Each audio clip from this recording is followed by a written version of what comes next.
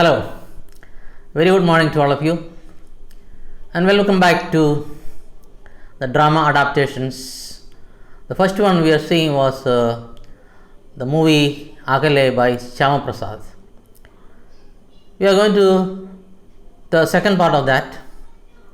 We will be focusing mostly on the film Agale. The previous class we had seen the drama Menagerie and the story. Now let us have a look at this movie. First we will have a look at the cast. So we have mostly four main characters.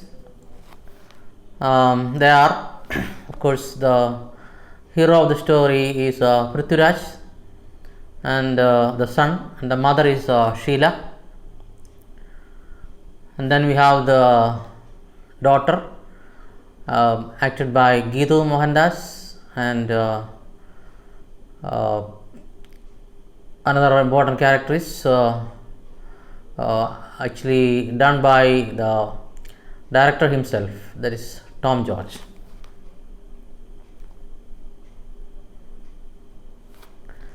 Inspired by the American classic play The Glass Menagerie by Tennessee Williams, Agale deals with a small Anglo-Indian family in Kerala. So, in the adaptation, the movie by Shyama Prasad, the family is Anglo-Indian family settled in Kerala. The story is told to us in a flashback by Neil DeCosta, who is the son, done by Prithviraj. So, it is his memory, that's why it is called flashback, as he attempts to pen down the story of his sister Rose and in turn come to terms with his past. So he is looking back at his past and he is trying to write the story, because we already know that he is a story writer, he is a writer. So here he is trying to write his own story, mostly about his sister Rose. All the characters in this film are well crafted, that means well developed and well selected. The Anglo-Indian setting allows the director Shyama Prasad to incorporate most of the elements in the original play without making them a misfit. So, of course, the original story is taking place in the West. So, when it is transplanted here in India, of course, an Anglo-Indian family will suit better than any other families. I think the best way to talk about this movie is to try and traverse the arc of each member of the DeCosta family. So we have to go to their lives and travel through their ways. Only then we will understand the story better. Traverse means to travel. Starting with the Margaret DeCosta, the mother, acted by Sheila, an overbearing but loving mother whose life revolves around her two children. So here she is a widow. The husband had already left them for good. So she is left with the two children to take care of. Despite worrying all the time over the future of her two children, she herself lives in the past. So she is always living in the past, looking back at her youthful days. She keeps talking about her youth when she came from an affluent family and had received 17 proposals. So she is basically from a well-to-do family, just like in the Glass Menagerie, and she had been proposed by so many people, around 17 of them. That means she was very good looking, or rather attractive. Now, however, she lives in a small old house with her two children, striving hard to secure their future after having been abandoned by her sailor husband. So now, of course, she is struggling to maintain the family because the husband is not there anymore. She left her. Of course, the husband was a sailor, a crew in the ship. Veteran actress Sheila plays this role remarkably well. So Sheila acted brilliantly in this movie as the mother. Margaret is an easy character to dislike, with all her fretting and nagging, but Sheila plays her so well that we see her for who she is. So, in spite of her character, which is not always very pleasant, fretting means all the time worrying, and nagging, of course, always trying to irritate people and all that. But in spite of all that, she has acted that role very well. A woman who only wants the best for her kids. So whatever she does is mostly ultimately for her family, the two children. Then there is Rosemary DeCosta, the daughter, and done by Geetu Mohandas, who is also Neil's sister. A slight limp has not only restricted her physically but mentally as well. So she is rather handicapped, she has a limp. So that has also affected her mentally. Painfully shy and self-conscious, she finds solace in her glass menagerie. So in order to escape her worries and her physical problems, she is taking refuge in her glass menagerie. That is the way she escapes her from her problems. We have all seen many roses in our life. That quiet person who just doesn't fit in the normal chaotic world. So there are many people like that who are withdrawn, who are rather not extroverts, rather introverts, who doesn't like to socialize and mingle with the rest of the people. Rose is exactly like her favorite glass unicorn, fragile and different. So there is an animal unicorn, a horse with a horn. So actually that represents herself. She is unique, fragile, and also different from other people. Margaret's biggest dream is to get her married to a gentleman who has a secure job and doesn't drink. So just like any other mother, Margaret also dreams of getting this girl married to a gentleman who has a good job and who doesn't drink and waste money. Geetu's performance is the heart and soul of Agale. So the central character is definitely Geetu's performance, and there is Rose. She not only emotes well but does a fantastic job with her body language too. Of course, she doesn't have much of dialogue, but her expressions and her body languages come out well. Emote means to express the feelings or emotions. What you call in Malayalam we can say Vigaram Paradipika. That's the meaning of emote. She has minimal dialogues but speaks volumes through her expressions and movements. So most of the action is done through her facial expression and also her body language. And finally we have Neil, a man who longs for adventure and excitement but is shackled in a boring warehouse job to support his family. Then we have the character of Prithviraj, Neil, the son, the brother of Rose. Again, he is also trying to escape the boring life. He longs to get out of that shackles. Shackles mean fetters. What do you call kurukal? Kuchivilangal. So he, just like his father who was a sailor, he also wants to go for adventure.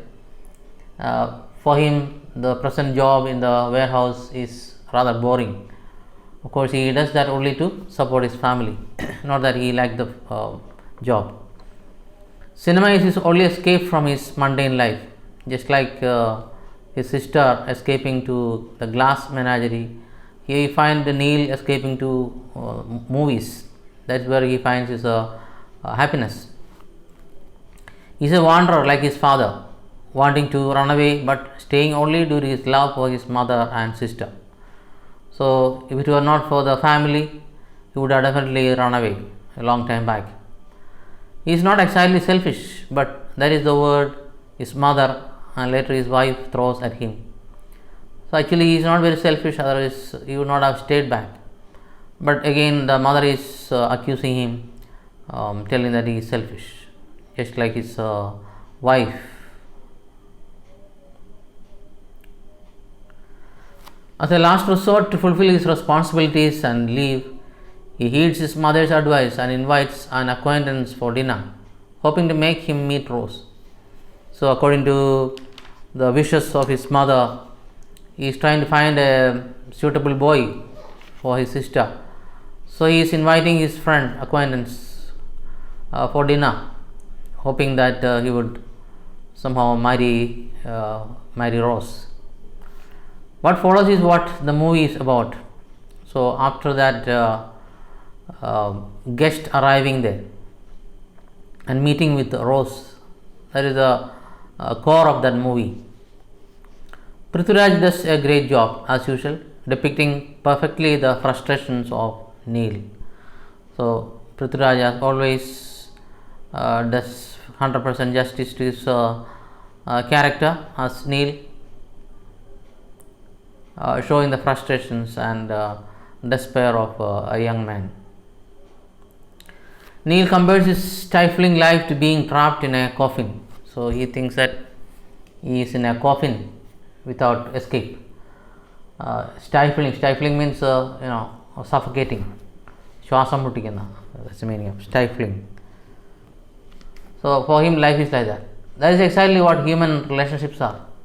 Sometimes our obligations or our responsibility towards our family become like that.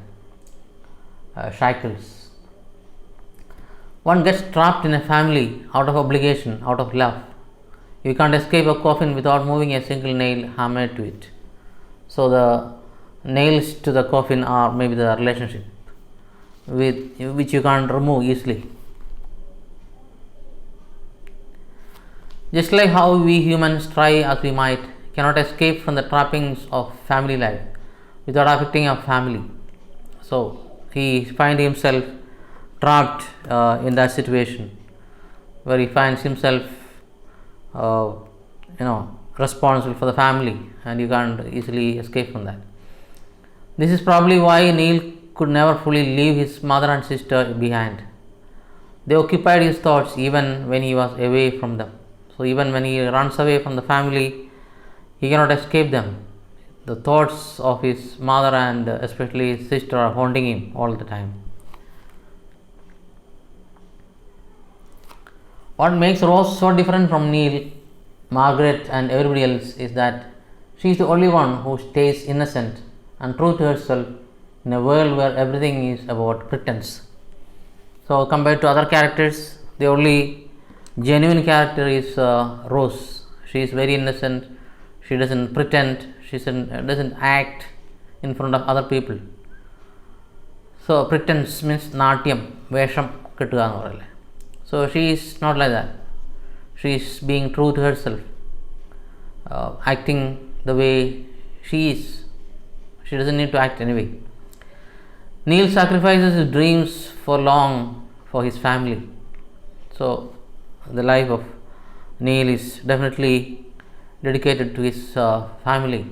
All his dreams are somehow sacrificed for the sake of his family.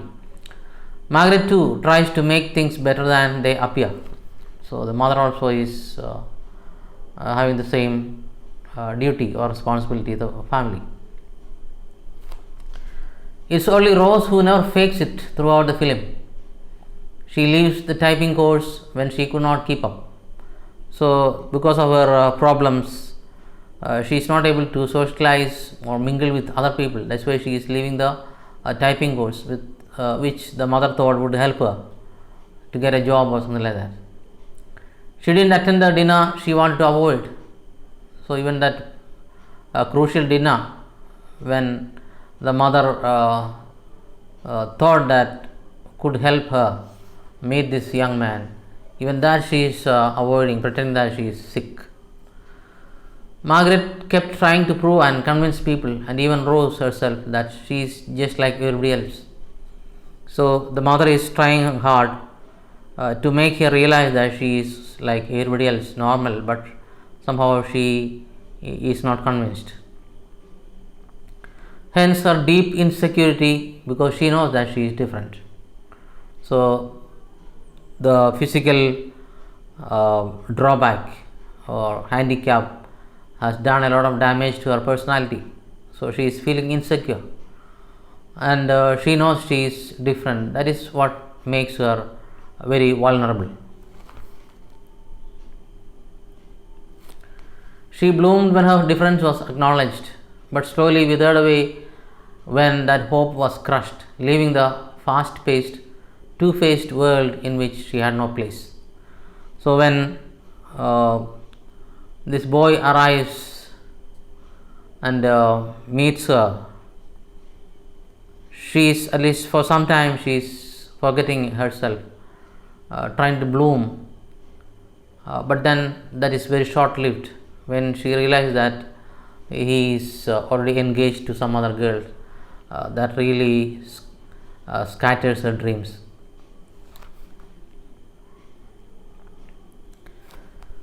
I like how the last shot is framed with Neil, Margaret, Freddie, and his family sitting for supper, saying grace, with the rose picture hung as outside. So the last part of the film shows the family having supper and saying the prayers while the picture of Rose is hung outside, which shows that she doesn't belong to this world. Just like how her life had been at the sidelines, she is always sidelined, not in the main frame. The movie ends with a beautiful quote: "Nothing is eternal in this world, Rose. But there is love, compassion, and mercy. And for now, that is enough."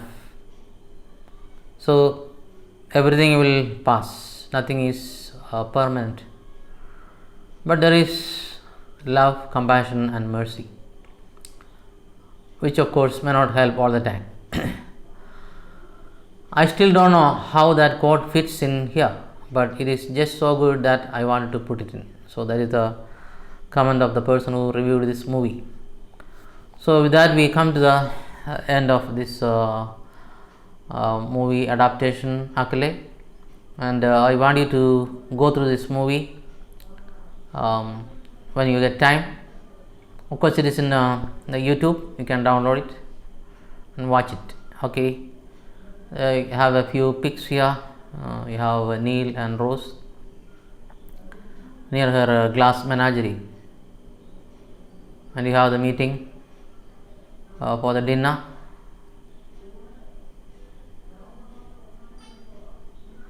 So, with that, we come to the end of the first drama adaptation, Akale, by Shyama Prasad. Till we come with another movie, it is goodbye. Thank you.